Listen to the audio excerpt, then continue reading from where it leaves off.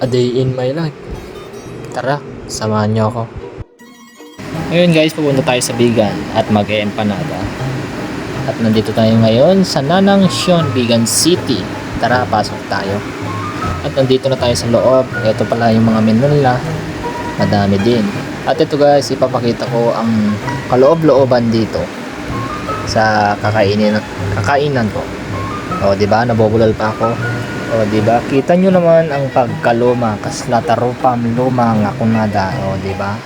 O, nagmayat. Ang ganda, di ba? O, pinagsama ko na ang Ilocano at Tagalog, di ba? O, yan ulit.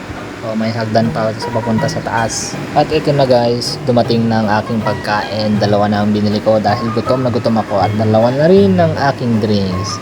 O, tara. Kainan na. Patayin ko muna tong video guys. Hindi, joke lang.